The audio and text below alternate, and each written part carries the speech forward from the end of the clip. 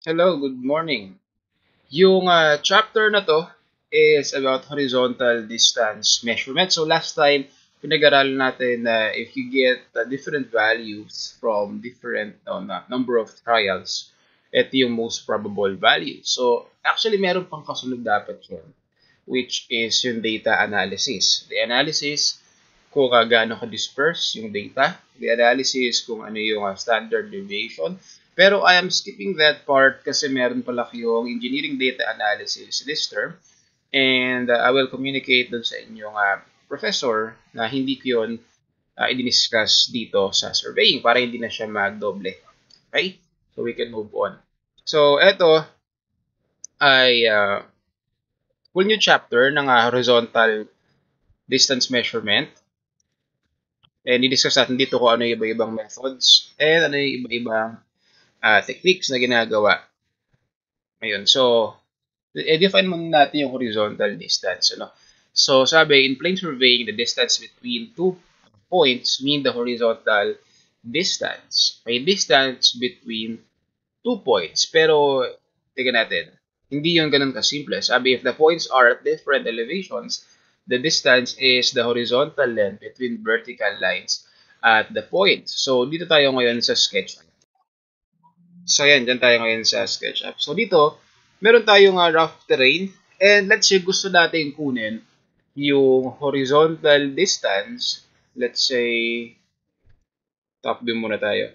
Let's say, mula dito sa point na to, kukunin natin yung horizontal distance. Dyan. And hanggang dito sa point na yan. Okay? Kung top view, madali lang intindihin. Okay? Kasi yung horizontal distance dyan is yung distance lang mula dyan hanggang dito sa may point na yan. Kung sukatin mo tong line na yan line na yan yung horizontal distance dyan.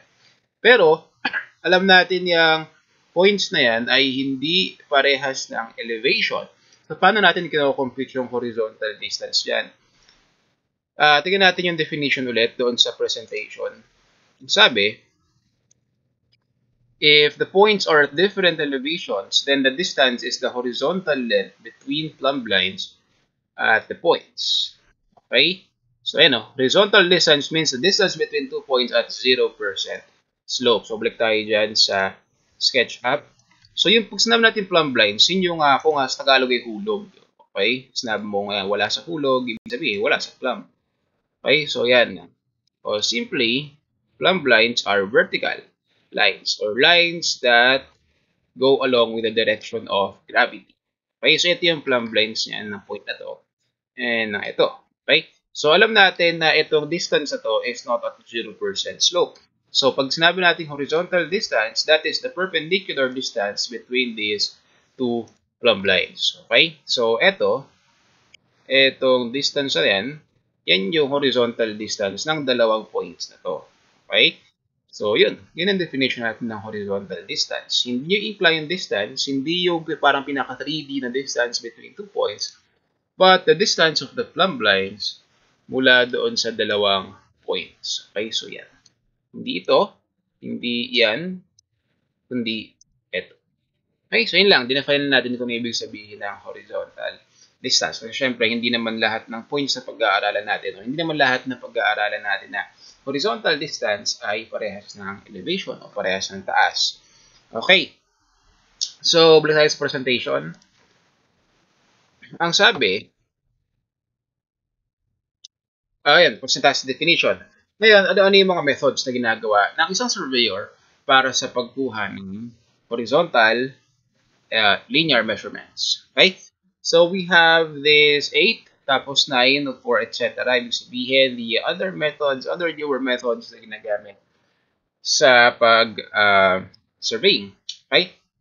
So, we have the odometer readings. Okay? As in, parang yung sasakyan, odo. Okay? Optical rangefinders, the electronic distance measurement, the satellite systems. Dito sa part 1 ng video natin about horizontal measurement, ang i-discuss na natin is yung unang apat. Okay? Kasi, ito yung mga pinakabagong ginagamit ngayon maliban dito sa optical rangefinder. Siguro ginagamit to pero hindi sa surveying sa ibang matters na discuss natin mamaya. Then, yung sunod na apat, pacing, tachymetry, subtense bar, and taping, nandiyan yung part 2. Kasi yung methods na yan na yung gagamitin natin ng computation. Okay? Kasi yung first part ng mga pinakabagong part is very simple. Wala ka nang kailangang computed kasi ginagawa na ng mga instruments yung pagko-compute. Okay? Dito naman sa apat, ito yung medyo luma paraan pero ginagamit pa rin ngayon. Okay? Ng pag-compute ng horizontal distance. May computations tayo dito. So, ihiwalay natin ito ng part. That's part 2. So, discuss natin kung ano yung apat. Unahin natin yung odometer readings or distance measuring wheel. This is also called the surveyor's wheel. Click wheel, odometer, waywiser, ayun yung mga pangalan niya. Okay, measuring wheel ang pinaka-common or surveyor's wheel. And this device is attached with a wheel and records the number of revolutions of the wheel, or more practically, records the distance covered by the wheel. And when using this, it should be guaranteed that the wheel won't skid or hindi pwedeng dumulas yung wheel, nor be lifted from the surface to get an accurate measurement na kung ano man yung sinusukat mo. So, ito yung picture ng odometer yan. Okay? Siguro pagka nag-OJT kayo, pagka napunta kayo sa isang firm na merong surveying works, o kailangan magsukat ng distance from one point to another. Kadalasan yung ginagawa sa mga kalsada. Pag gusto mo mag-measure ng distance mula sa point na to hanggang sa point na yon sa isang kalsada. Okay? So yan, syempre, meron kang digital na tinitignan or yung binibigay niya kung ilang ikot na or ilang distance na yun ay travel ng gulong mo. As in, mo lang yan. Parang i-stroll mo lang, lalakad ka lang, papagulungin mo lang yung gulong. Okay, tapos magre-record na kung ano yung distance na na-cover ng gulong.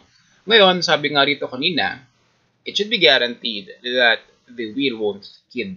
Okay, hindi dudulas or hindi mo iaangat sa lupa. Kasi pag ginawa mo yun, yun, may error yung measurement mo. And isa pa, ang nasusukat na ito, kung inclined yung terrain, inclined din yung distance na mako-compute mo. Okay? So, you have to be very careful. Kaya ginagamit to sa mga, yung established na yung kalsada. Okay? Yung hindi na siya as in lubak, as in very rough na makaka-apekto na yung terrain dun sa mismong horizontal measurement na sinusukat mo. Okay? So, may papakita akong video para pakita kung paano ginagamit yung measuring wheel. Okay, sandali lang. Looking for the file.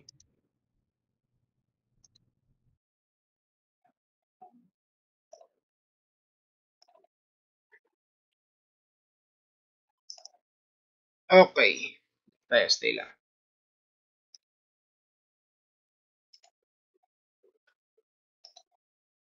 Here is the wheel So, itself. ito. Kaya natin. There's a telescopic hole. Let's see how to do this here. Up, pause. Ito yung wheel mismo. Okay? And ito yung digital. Ito digital na to ngayon. Mas malapit siya. Yung iba kasi nandito sa may gulong mismo yung meter. Ito mas malapit sa, syempre sa naglalakad.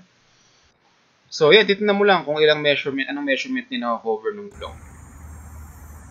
Kind of hard to see if hoping this is picking up in this bright sun, but you can see right now it's 0.3 feet. And then right here is your on and off switch. You can clear it out. This is a remember, meters or feet, and this will save. So we'll go about 10 feet here.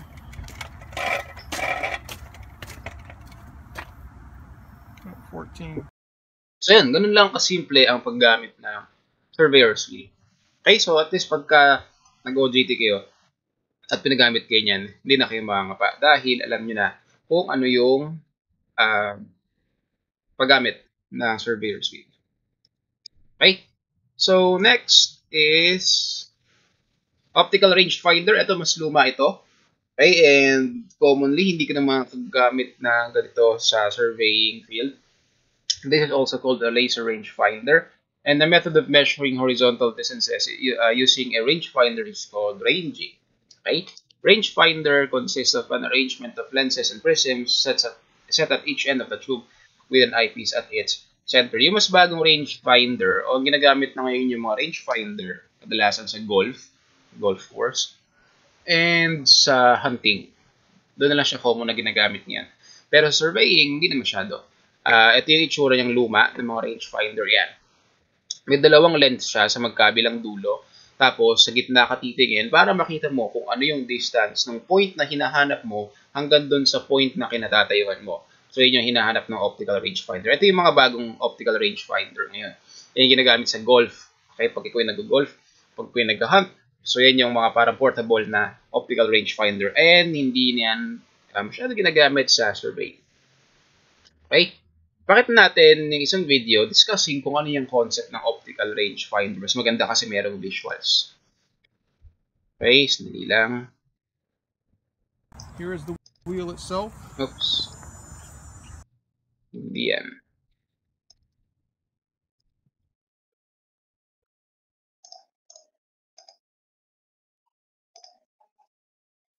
Optical rangefinders were used to determine ito, the range of a target for artillery. Only until the creation of electronic means of rangefinding did this technology become obsolete. How they calculated the range to target was simple trigonometry, but the optics were far more complicated. There were two types of rangefinders, stereoscopic and coincidence. This is a simplified version to explain the concept. The basics are the length of the rangefinder is fixed and known. So ito yung lumang rangefinder na malaki. Okay? And sabi nga dun sa definition, meron siyang dalawang lens. Meron dito sa kabila, meron dito sa dulo. Sa video, sasabihin na this point should be nakatapat doon sa kung saang point yung mini-measure mo. Okay? Yung distance mula doon hanggang doon sa kinatatayuan mo, yun yung makukuha mong distance. Sige, play natin. The left side was perpendicular to the target. The right side image was manipulated inwards by a variable angle. By figuring out that angle, Okay, so dito pinakita na yung left lens ay nakatapat dun sa target mo, dyan sa may point T. Okay? And the right lens is adjustable. Ang sinusukat doon is yung angle from that point hanggang doon sa target. Okay? So anong angle yung makukuha mo mula dun sa vertical o dun sa perpendicular line mula dun sa point ng kanang lens hanggang dun sa target. And using the basic trigonometry, kaya mo nang makompute kung ano yung distance mula dun sa sinusukat mo hanggang doon sa point na kinatatayuan mo. So, dyan tayo sandali sa, sa whiteboard. Yan. Yan. Okay. So, ang ginagawa dyan, di ba? Ito yung optical rangefinder. Yung malaki yung dati pa. Maski yung, ngayon, yung pinakita ko sa picture, medyo maliit. Then sabi, may dalawang lens mula rito hanggang dito. Tapos, yung eyepiece na andito sa gitna. So, yan yung sisilipin mo. O, then makikita yung measurement na hinahanap mo. So, syempre, alam mo kung ano yung distance ng, o alam ng, parang nakakalibrate doon sa equipment kung ano yung haba nito from this lens hanggang dun sa kanang lens. So, alam natin tong length na to. Let's say this is X. Okay? Tapos, ito yung point na hinahanap mo yung distance mula dyan hanggang dun sa point na kinatatayuan mo. Okay? So, syempre, yung kaliwang lens, itatapat mo doon. Nakatapat dyan doon. Okay? Tapos, yung kanang lens, ito na-adjust to. Pinipihit to doon sa optical rangefinder hanggang makita mo yung target mo. Okay? So, syempre, ito yung lens. Siyempre, i-equate niyo yung line of sight niya mula dyan pag ganon. And malalaman ng instrument kung ano yung angle intended between this line hanggang dun sa line of sight na nakita mo yung target. And this is theta. Siyempre, basic trigo. This is also theta. And alam mo yung angle na to. Alam mo yung X na to. So, hanggang doon sa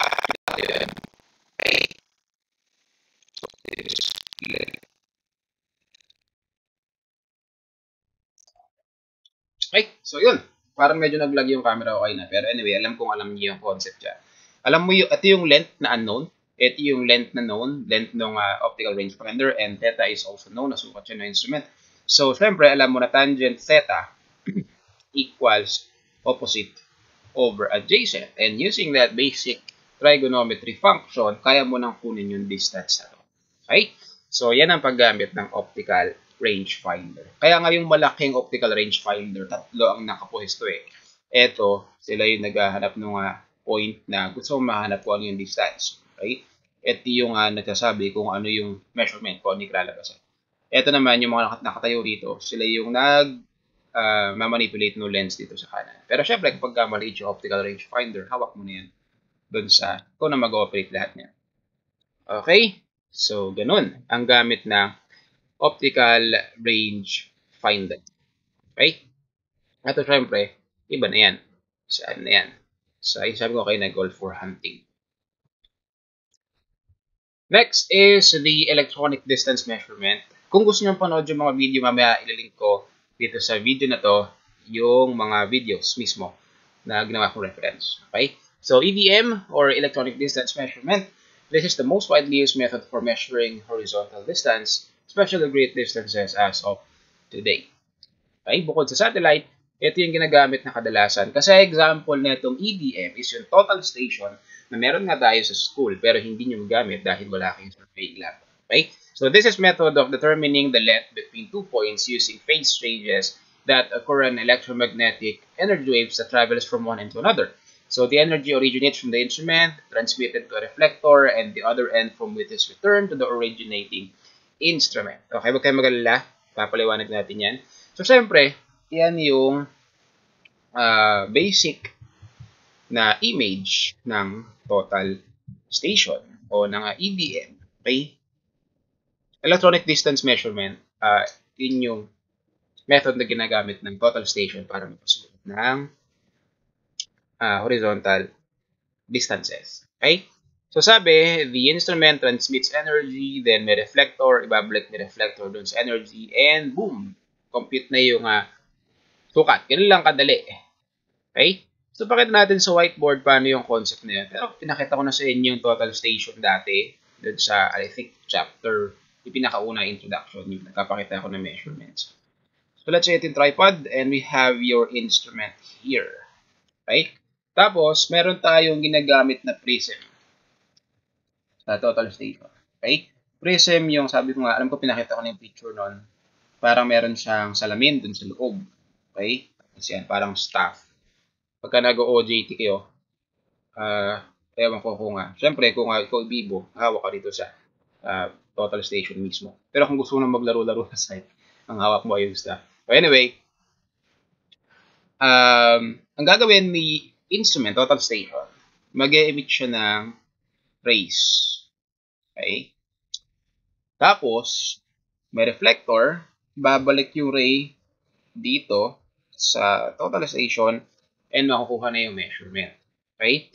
Kasi yung rays na yan, meron niyang speed na definite.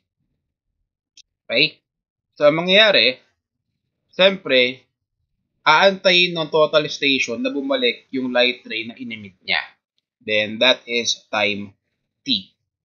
Okay? At syempre, alam din ng total station, nakarecord sa kanya kung gaano kabilis yung velocity ng light rays na in-emit niya. Okay?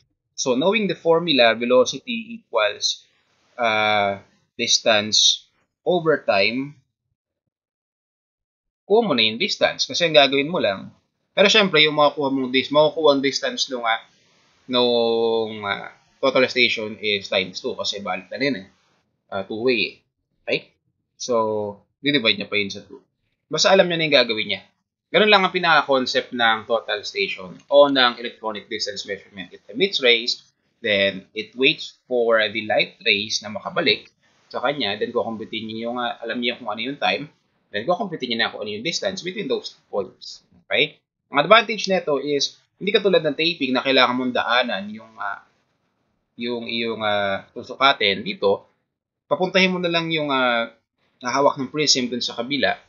So, hindi mo na kailangang tumawid dito o hindi mo na kailangan lumakad dito sa may paligid na yan. Kung halimbawa ito ay ilog, syempre yung may hawak ng prism tatawid dyan, pero sa instrument man, hindi na. Okay? So, yun. Paano sir kung yung total station ay o yung prism ay naandito?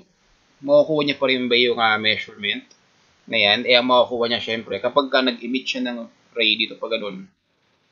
tumama sa prism, bumalik sa kanya, hindi mo compute niya yung distance ito. Di ba? Siyempre, alam yan ni total station. Alam niya kung gaano na siya na nakatingala. So, kukumpitin yan. Ang mga compute niya, eto D. This is hypotenuse of a right triangle. Cosine niya lang yan. Kuha niya na yung horizontal distance between this point hanggang dito sa point na yan. So, kahit na mataas or mas mababa si prism, kayang-kaya pa rin kunin ni total station ang horizontal distance between 2 points. Okay? So, ganun. Kaya, very convenient ang paggamit ng EDM or total station sa site. Okay? Okay. So, next ay satellite systems. This is the last part para dito sa part 1. So, satellites can also be used to measure horizontal distances. The most common example is the use of GPS or the Global Positioning System. Okay? Kaya ka nakakagamit ng Google Map. Kaya ka nakakapagsuko ng distance from one point to another sa Google Map dahil sa satellites. Okay? Kaya ka madali nakakagamit ng Waze dahil sa satellite systems. And, ayan, GPS, Google Maps, Waze, those are all possible dahil sa satellites. Okay? So, yan, wala tayong computation na pag-uusapan sa unang 4 na measurements na na-compute natin. Yung 3, which is bago, yung isa ay medyo luma na, obsolete na yung paggamit ng optical rangefinder surveying, pero at least, you know the concept ng paggamit nila. Okay? Sa next video, didiscuss natin yung 4 pa na paggamit o na pag-measure ng horizontal distance and the computations with na concerning yung mga methods na yan. Okay?